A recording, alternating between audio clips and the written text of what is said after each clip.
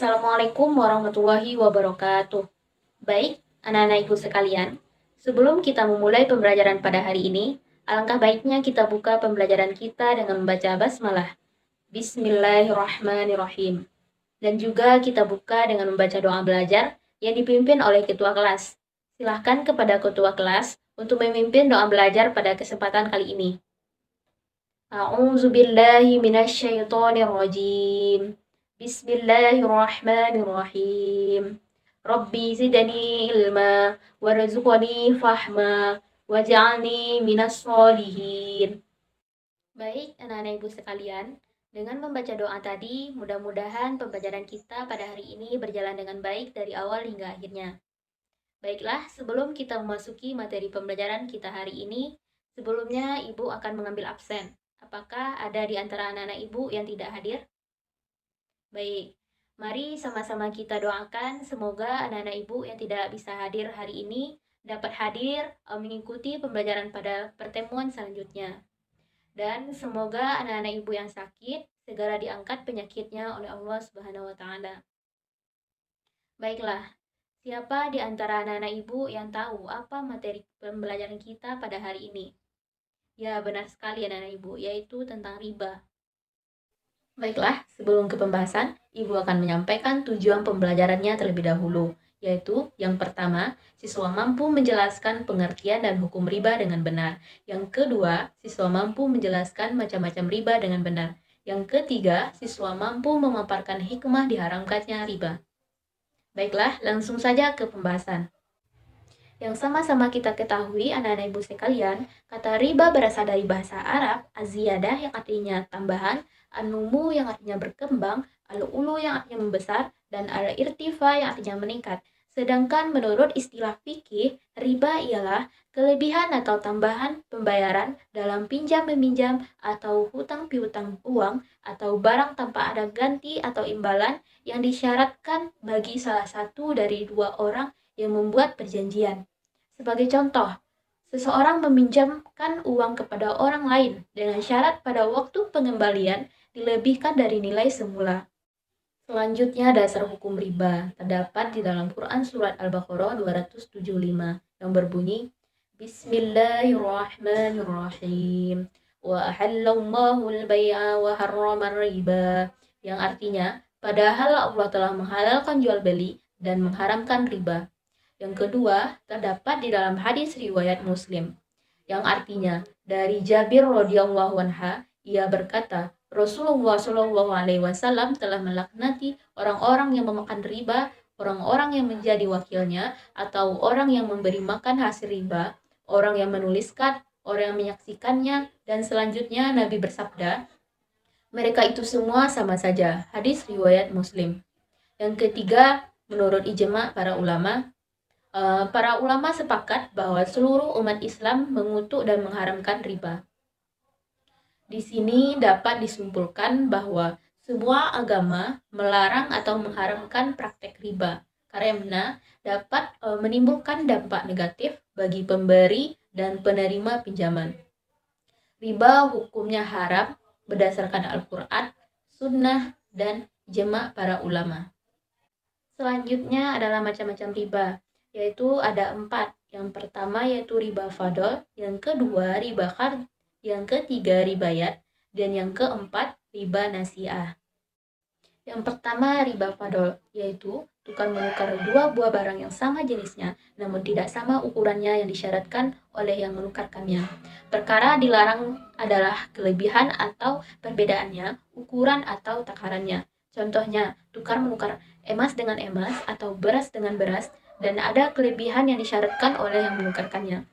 Adapun contoh lainnya yaitu jika seseorang menukarkan 3 kg beras berkualitas baik dengan 4 kg beras berkualitas buruk atau yang sudah berkutu, maka ini merupakan contoh dari riba fadl.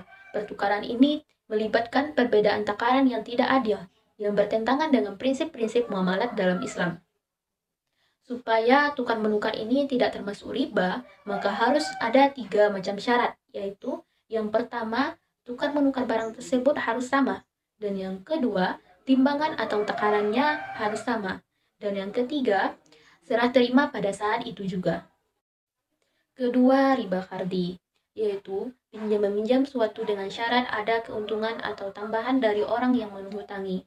Contohnya, jika seseorang memberikan pinjaman dana tunai sebesar 1 juta rupiah dan harus mensyaratkan penerimaan pinjaman harus mengembalikan pokok pinjaman dengan bunga sebesar 1.500.000 rupiah pada saat jatuh tempo. Lalu tidak menjelaskan tujuan dari tambahan dana pengembalian ini, maka ini termasuk dalam riba qard.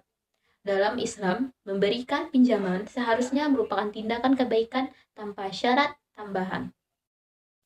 Yang ketiga, ribayat, yaitu pengembalian keuntungan dari proses jual beli di mana sebelum terjadi serah terima barang antara penjual dan pembeli sudah berpisah. Contohnya, orang yang membeli suatu barang sebelum ia menerima barang tersebut dari penjual dan pembeli tersebut telah berpisah sebelum serah terima barang itu. Jual beli ini dinamakan ribayat. Yang keempat, riba nasi'ah, yaitu riba yang terjadi karena adanya penambahan atau pengurangan nilai pada transaksi jual beli atau pinjam meminjam yang berdasarkan waktu. Riba nasi'ah juga disebut sebagai riba hutang atau riba bunga. Riba nasi'ah ini adalah riba yang ramai dipraktekkan pada zaman jahiliyah atau masa kebodohan, di mana orang-orang menjual benda dengan pembayaran di kemudian hari, sampai jangka waktu tertentu. Kemudian, apabila waktu yang disepakati telah tiba, penjual atau pemberi barang akan memberikan tambahan jumlah hutang pada pembeli atau penerima barang sebagai suatu syarat atau sanksi. Dalam dunia akuntansi atau bank konvensional, praktek riba nasi'ah ini bisa dikatakan sebagai bunga. Lebih jelasnya, pengambilan bunga terhadap penjual beli suatu barang, sehingga jumlah harga yang harus dibayarkan lebih dari harga sebenarnya. Contohnya, jika seseorang meminjam uang sebesar 300.000 rupiah dengan jangka waktu selama 1 bulan. Jika pengembalian dilakukan lebih dari 1 bulan, maka cicilan pembayaran ditambah sebesar 3.000 rupiah. Maka ini termasuk dalam riba nasi'ah. Dalam hal ini, tambahan ini dikarenakan sebagai akibat dari penangguhan pembayaran yang juga dianggap tidak adil dalam Islam. Jumlah harga yang harus dibayarkan lebih dari harga yang sebenarnya. Selanjutnya, hukum bunga bank. Masalah hukum bunga bank dianggap sebagai masalah ijtihadiyah karena tidak ada nas baik Al-Quran maupun Al-Hadis. Hukum bunga bank dibagi menjadi 3, diantaranya yang pertama haram. Haram hukumnya karena telah menetapkan kelebihan yang disebut riba, beberapa pun besarnya itu. Yang kedua, subhat, yaitu belum jelas halal atau haramnya bunga bank tersebut. Yang ketiga, halal, karena bunga bank cukup rasional sebagai biaya pengelolaan bank dan apabila bank-bank itu menjalankan peraturan berdasarkan undang-undang atau peraturan pemerintah. Selain itu, karena dalam keadaan terpaksa atau darurat dan juga untuk kemaslahatan masyarakat. Seseorang yang menyimpan uang di bank akan memperoleh uang yang disebut bunga bank. Sebaliknya, orang yang meminjam uang di bank juga akan dikenakan bunga. Waktu pengembalian sesuai dengan ketentuan yang berlaku. Bank yang berdasarkan syariat Islam yaitu bank syariah yang menentukan keuntungannya dengan cara bagi hasil. Selanjutnya, materi terakhir yaitu hikmah diharamkannya riba.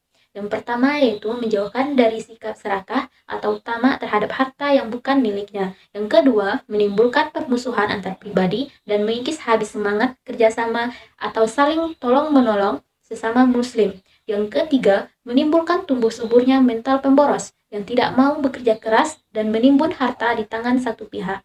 Dan yang keempat, menghindari dari perbuatan aniaya karena memeras kaum yang lemah. Karena riba merupakan salah satu bentuk penjajahan atau perbudakan di mana satu pihak mengeksploitasi pihak yang lain. Dan yang kelima, mengarahkan kaum muslimin mengembangkan hartanya dalam mata pencaharian yang bebas dari unsur penipuan. Dan yang terakhir, yang keenam, yaitu menjauhkan orang muslim dari sesuatu yang menyebabkan kebinasaannya. Karena orang yang memakan riba adalah zalim dan kelak akan binasa. Apakah sampai di sini ada anak-anak ibu yang ingin bertanya terkait materi kita pada hari ini? Atau ada yang belum paham? Baik, jika tidak ada, ibu akan memberikan tugas yaitu untuk mengisi latihan di LKS materi tentang riba dan dikumpulkan minggu depan. Mari kita tutup pembelajaran kita hari ini dengan membacakan hamdalah. Alhamdulillahirabbil alamin. Ibu akhiri pembelajaran kita ini dengan Assalamualaikum warahmatullahi wabarakatuh.